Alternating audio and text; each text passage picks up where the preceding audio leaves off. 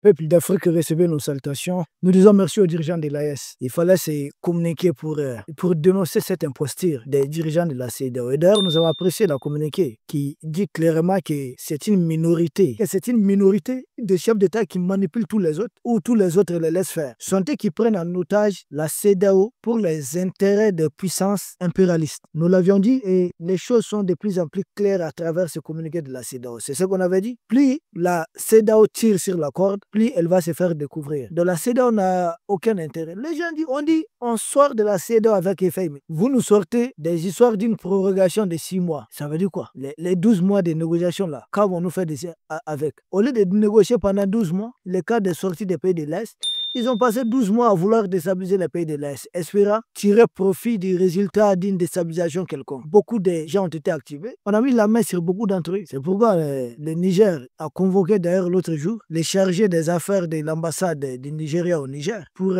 exprimer 3 désapprobations du Niger. D'abord, premièrement, le Niger proteste contre le fait que des militaires français s'établissent en territoire du Nigeria, contre le Niger. Et deuxièmement, que l'attaque du 13 décembre 2024 contre ces papillams, c'est-à-dire ces tuyaux qui acheminent du pétrole du Niger vers le Bénin, a été attaquée par des terroristes venus du Nigeria.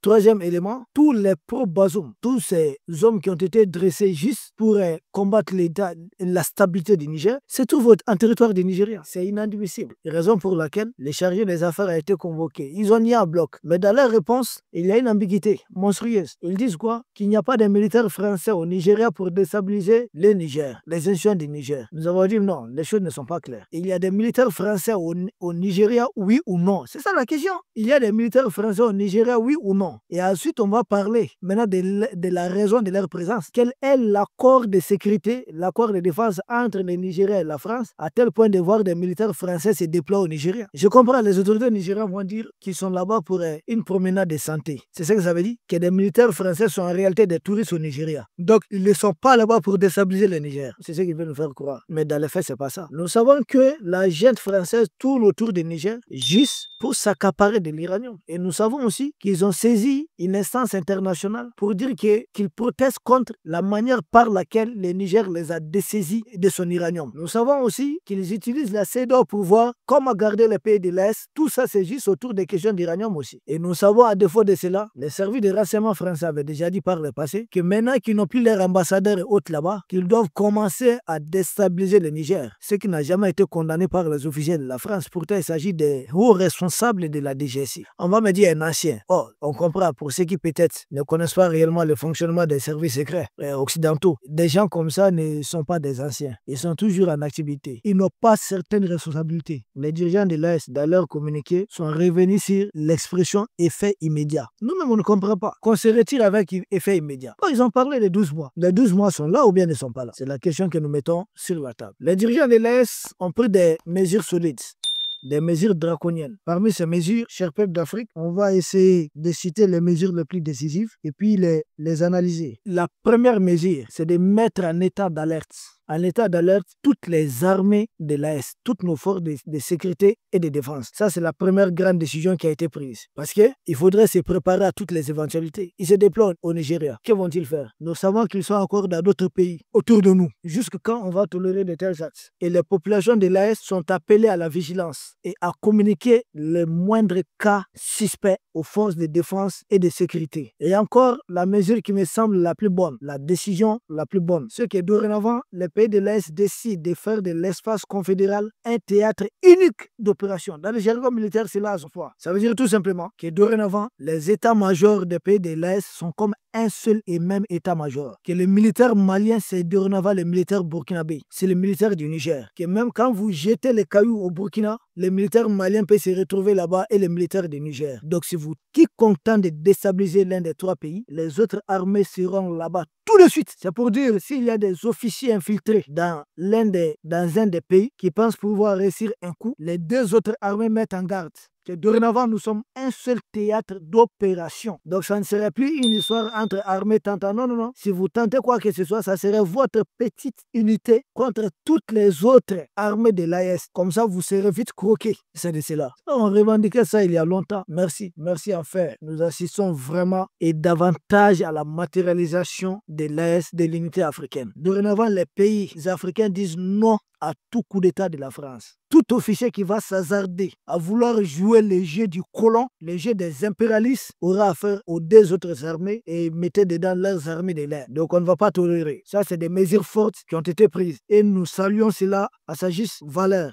Les dirigeants de l'AES rejettent la décision de la CEDEAO de vouloir prolonger les discussions sur 6 mois. Ils vont le faire entre eux là-bas. Et les dirigeants de l'Est l'ont si bien dit. Cela n'a autre explication que le fait de vouloir déstabiliser l'un des 3 pays pour le compte de la jeune française. C'est tout. Parce que c'est quoi qu'est-ce qu'ils veulent tirer comme avantage en fait? C'est-à-dire quand ils s'attaquent à l'un des pays de l'Est, ils vont dire bon, les pays encore membres de la CEDEAO, leur petit groupuscule militaire qui va s'attaquer, les autres vont dire on apporte l'assistance parce que les pays encore membres de la CEDEAO. Puisque si on se retire de la CEDEAO, ils vont plus s'ingérer dans nos affaires politiques. On ne veut pas voir leur fameux observateur quand il y aura élection ici. On ne veut pas voir leur fameux médiateur ici. Prenez le cas de Goodluck Jonathan, un homme qui a échoué à avoir un second mandat au Nigeria. On dit qu'il est médiateur au Mali pour régler les problèmes du Mali. Pourquoi les Nigériens ont refusé de lui accorder un deuxième mandat? Les Nigériens refusent d'accorder le deuxième mandat à ce monsieur, qu'on dit être un grand dormeur, et on dit à ce monsieur d'arbitrer sur des questions sociopolitiques du Mali. Pour quel résultat? Il était là depuis Béga au pouvoir. Cela n'a pas empêché la révolution malienne, avec des propositions bidons qu'ils ont eu à faire. Au-delà de cela, économiquement, nous allons nous émanciper d'eux, parce que ça ne nous arrange pas. Les Nigériens hautes là, ce que nous avons actuellement là, ce qu'on appelle les taxes extérieures, c'est-à-dire les barrières douanières, ça ne nous arrange pas, parce que nous on n'exploite presque rien dans les autres pays de la CEDEAO. Les autres fabriquent leurs trucs et viennent nous envahir avec ça, comme s'ils sont encore chez eux. Dorénavant, ils vont payer. Nous avons d'autres avantages encore. La CEDEAO était devenue une sorte d'État fédéral entre les mains des impérialistes. En se retirant de cela, nous leur coupons sur les pieds. Les puissances hostiles qu'ils ne veulent pas voir chez eux là-bas, nous allons composer avec eux. Bien, nous allons le faire. Parce qu'après tout, eux, ils composent avec des touristes ici contre nous. On a vu comment ils ont essayé de réhabiliter, comment ils ont même réhabilité Abu Mohamed Al-Julani, chef d'Al-Qaïda, État islamique, front al-Nusra, tout.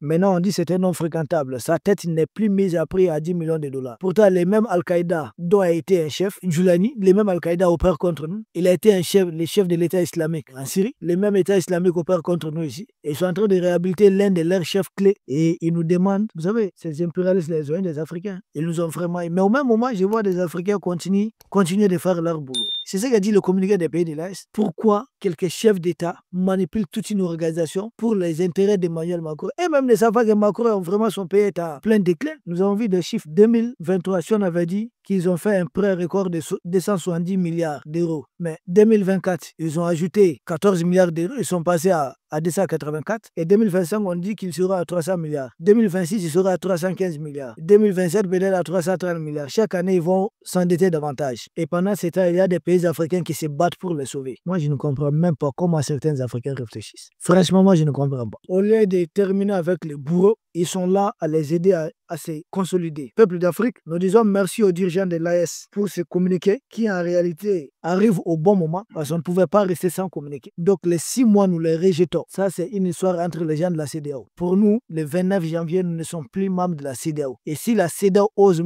faire une réunion et parler des mentionner les noms de nos pays, ça serait une ingérence et puis nous allons appliquer la réciprocité. Nous allons nous ingérer aussi dorénavant dans leurs problèmes internes. On va parler d'une histoire des problèmes politiques qu'il y a entre eux. Nous allons nous ingérer dans tout. Donc ils ont intérêt à gérer leur pays et à nous laisser tranquilles. On ne veut plus entendre nos noms dans la bouche des familles larbins qui dirigent la CEDEAO. Pour nous, la CEDEAO, c'est le passé. Nous allons continuer notre cheminement. Ces dirigeants vont passer. Ils sont venus trouver les peuples vont continuer leur existence. Nous avons entendu un communiqué du Bénin que nous saluons au passage, qui dit que tous les Africains sont des Africains au Bénin. C'est une bonne initiative. Patrice Talon, qui même reconnaît qu'il y a des terroristes. Qu'est-ce qui vous empêche, Patrice Talon, de prendre vos distances avec Emmanuel Macron? Vous qui êtes presque en fin de mandat. Qu'est-ce que vous gagnez auprès d'Emmanuel Macron? Vous n'avez rien à craindre. Les dirigeants de l'Afrique qui veulent s'émanciper, venez vous abriter auprès de l'AES. Si Macron tente quoi que ce soit, les armées de l'AES sont là. Nous sommes des Africains. Vous ne pourrez jamais être des Européens. Ils vont toujours vous traiter d'Africains. Nous sommes entre nous Africains. Ils ont dit qu'il y a solidarité européenne pour aider Zelensky. À quand la solidarité africaine pour aider les pays africains contre Emmanuel Macron? Peuple d'Afrique, c'est de cela qu'il est question. Nous vous remercions et à très bientôt.